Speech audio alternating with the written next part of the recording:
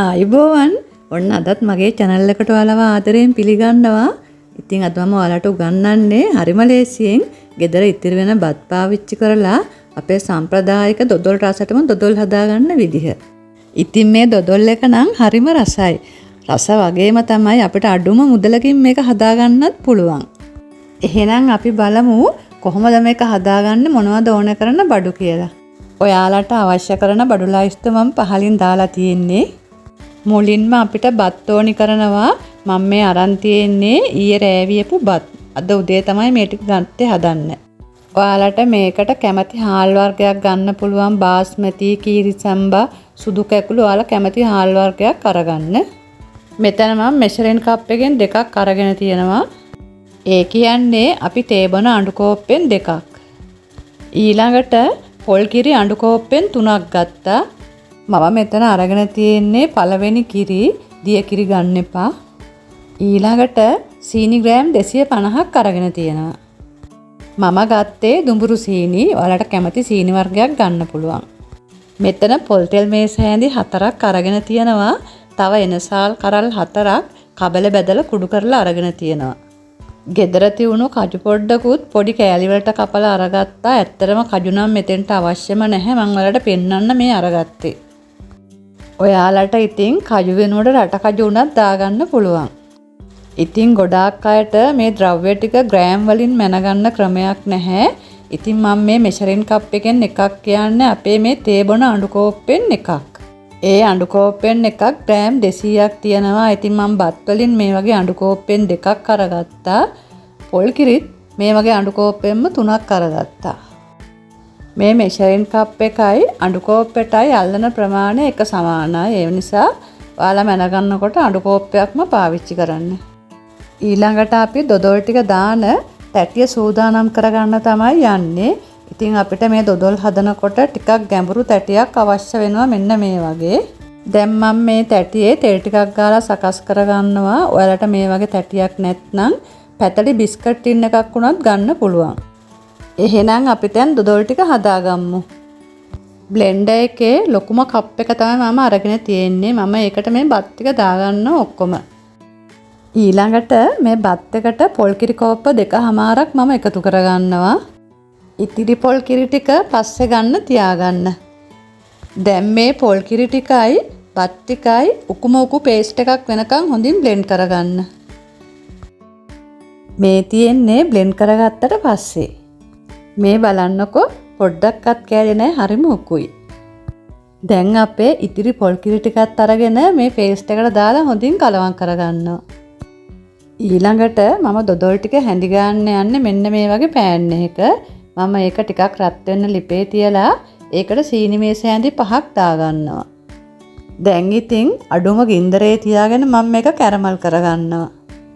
මේ වෙලාවේ අපි කැරමල් එකට හැන්දක් පාවිච්චි කරන්නේ නැහැ. අපේ දොදොල් ටික ලස්සන පාටක් වෙන්නේ මේ විදිහට කැරමල් එක තද පාට આવොත් විතරයි. දැන් සීනි ටික කැරමල් වුණාට පස්සේ නටන උණු වතුර කෝප්ප කාලක් මම මේකට එකතු කරනවා.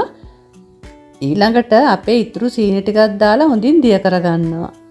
දැන් අපේ සීනි ටිකත් හොඳින් දිය වෙලා තියෙන්නේ. ඊළඟට අපේ බ්ලෙන්ඩර් ජාර් එකේ තියෙන මිශ්‍රණය මේකට දාලා හොඳින් කලවම් කරනවා. මේ විනාඩි 5කට විතර පස්සේ අපේ මිශ්‍රණය දැන් උකු වීගෙන එනවා. එතකොට මම පොල් තෙල් මේස හැඳි එකක් එකතු කරනවා. නොනවත්වාම දිගටම හැඳි ගාගෙන යනවා. මේ විනාඩි 10කට පස්සේ අපේ මිශ්‍රණය දැන් බොබළු දාගෙන හොඳින් උකු වීගෙන එනවා. මම දැන් පොල් තෙල් තව මේස හැඳි එකක් මේකට එකතු කරලා හොඳින් හැඳි ගන්නවා. ඔන්න දැන් අපේ මිශ්‍රණය තවත් උකු වෙලා ලස්සන පාටකට හැරලා තියෙන්නේ. මේ වෙලාවේ මම එනසාල් ටිකත් එකතු කරනවා. මේ විනාඩි 15කට විතර පස්සේ මම අපේ කපාගත්ත කජු ටිකත් මේකට එකතු කරලා නොකඩවාම මේ විදිහට හැඳි ගාගෙන යනවා. මේ විනාඩි 17කට පස්සේ අපේ මිශ්‍රණය තවත් උකු වෙලා තියෙන්නේ. මේ වෙලාවේ මම තවත් පොල් තෙල් මේස හැඳි එකක් එකතු කරනවා. දිගටම හැඳි ගාගෙන යනවා. ඔන්න මේ තියෙන්නේ අපේ දොදොල් එකේ අවසානම අදියර. මිශ්‍රණයක් දැන් හොඳට එකතු වෙලා එක ගුලියකට එනවා. අපේ අතටත් හොඳ බරක් දැනෙනවා හැඳි ගන්නකොට. මෙන්න මේක තමයි අපේ දොදොල් එකේ හරිම පදම. අපි දැන් ලිප් ඕෆ් කරලා අපේ තැටියට මේ මිශ්‍රණය දාගමු. මේ වෙලාවේ අපි අපේ අත ටිකක් ඉක්මන් කරගන්න ඕනි. අපි දැන් මේ ටික තුනී කරගමු. ගොඩක් තුනී කරන්න එපා. සාමාන්‍යයෙන් දොඩොල් කියන්නේ ටිකක් මහතට තියෙන්න ඕනේ. මිශ්‍රණය අපි ටිකක් උසට හදාගමු. මේ වගේ තුනී කරනකොට අපිට මේ වගේ හැන්දක්, ඒ වගේ ඩෝ ස්ක්‍රේප් එකක් එහෙම තියෙනවා නම් ගොඩක්ම හොඳයි. අපි ඒවැ තෙල් ටිකක් ගාලා තියාගන්නත් ඕනේ. ඔයාලට මෙහෙම නැත්නම් අයිස්ක්‍රීම් පෙට්ටියක පියනක් අරගෙන වටේ කපලා හදාගන්නත් පුළුවන්. මම කජු මත ටිකක් අරගෙන මේ විදිහට උඩින් තියලා අපේ දොඩොල් එක ටිකක් ලස්සන කරගන්නවා.